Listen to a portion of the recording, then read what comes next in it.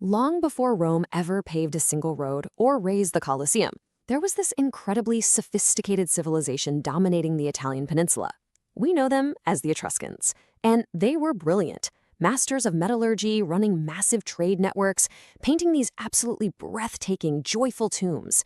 But this explainer isn't just a history of what they built. It's about a profound, almost quietly catastrophic knowledge they carried with them. You see, they possessed this legendary archetypical cosmology that essentially contained a timer, and that timer was ticking down to their own absolute extinction. So today, we're exploring a very specific, very weighty psychological experience, the tragic grandeur of a civilization that actually foresaw its own end. I want you to let the weight of this question really sink in for a second. How do you build a civilization when you know the builder will be erased? We're not talking about some vague, everyday existential fear of death. We're talking about the highly specific psychological experience of living under a certain scheduled extinction. Think about it. How do you love? How do you legislate? How do you create art when you know with absolute certainty that everything you are doing exists inside a countdown? So, let's look at exactly how they measured this coming end. In Etruscan cosmology, the legendary framework of the Saeculum represented the fundamental unit of civilizational time. Now, a saeculum wasn't just a flat century. It was roughly 100 to 120 years, which was basically the span of the absolute longest possible human life. But here's the catch. This wasn't some infinite calendar stretching endlessly into the future. It was a fixed allocation. The divine order had granted their civilization exactly 10 saecula. No more, no less. That's roughly 1,000 years, and then a complete, final expiration. And they didn't just guess where they were on this timeline. They tracked it obsessively. The first saeculum marked their dawn, but as the centuries rolled on, the psychological weight of that timer grew intensely heavy. By the time they hit the 8th and 9th saecula, these eras were marked by undeniable cosmological shifts and divine signs, basically giant milestones pointing to an approaching end. And then, looming ahead, was the terminal 10th saeculum. They knew that after this final span, the civilization, its people, and even its gods would cease to exist entirely. Part 1, Reading the End, the Dignity of Bronchoscopy. So how do people actually live with this knowledge day to day? Well, not with panic, but with immense dignity. They practice something called bronchoscopy, which is the reading of lightning. To the Etruscans, every single lightning strike was a coded message from the divine order specifically updating them on the state of the countdown. Highly trained divination priests, called haruspices, used sacred texts known as the Liber Fulguralis to decode these strikes. It was incredibly clinical. They'd analyze the direction of the bolt, record the exact time of day, and examine the precise shape of the burn mark left on the earth. They weren't literally looking for hard data on exactly how much sand was left in the hourglass. There is such a quiet catastrophe in this historical reality. Roman authors actually recorded that late Etruscan haruspices delivered readings confirming the 10th saeculum was drawing to a close. Just imagine the specific gravity of that job. Picture the final priests standing out in the Italian hills, clinically reading the final messages of a dying cosmological order. They were reading the ultimate signs of their dying world, knowing with absolute certainty that their time was up, and they reported it with total, unflinching dignity. Part 2. The Mortal Gods, a Pantheon with an Expiration Date. When we think of ancient pantheons, we almost always picture immortal beings, right? Deities who sit comfortably outside of time, just watching human civilizations rise and fall.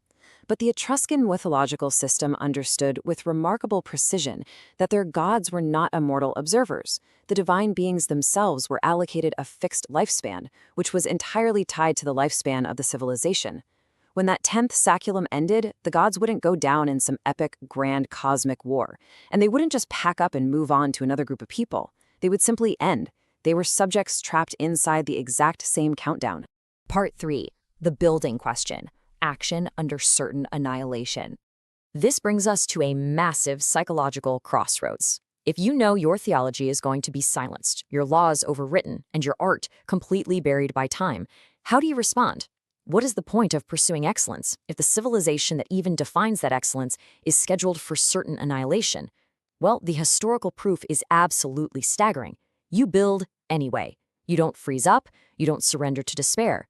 If you look at archaeological sites today, like the Tomb of the Leopards in Tarquinia, you don't find dark, depressing art made by a doomed people.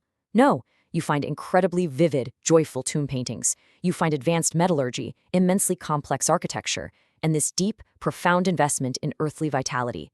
They chose to inhabit their remaining time with absolute excellence. They painted with full, vibrant life, all while watching the timer run down.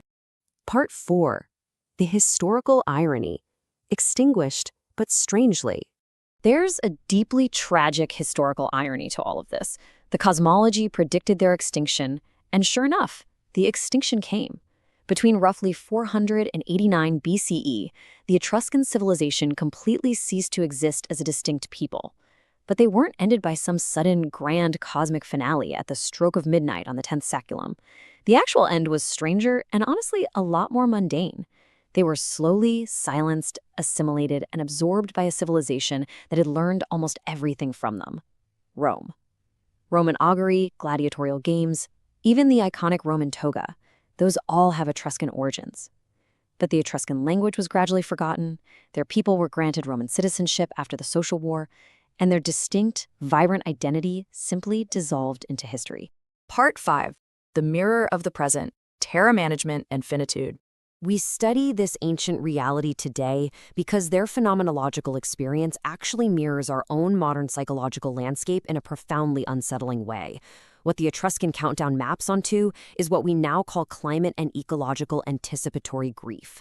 Today, we're increasingly functioning and trying to create under the intellectual knowledge of coming civilizational scale disruption.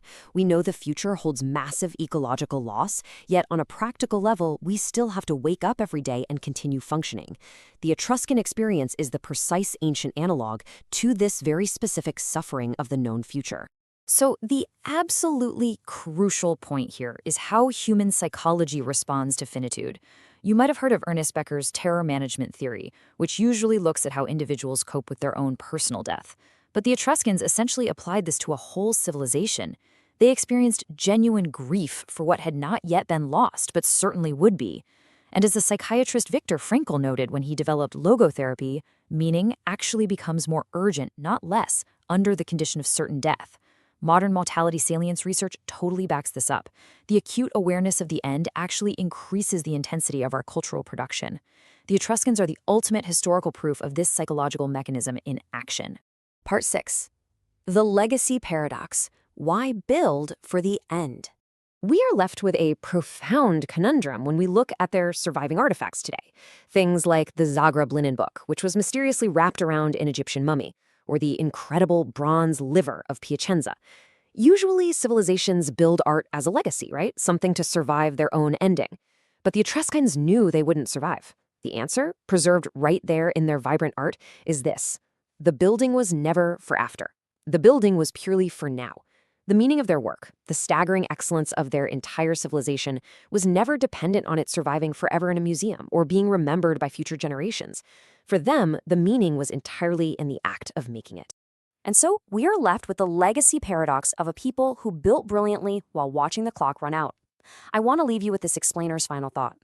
If the meaning is not in the survival, but in the making, what does that change about how we understand what we are building right now?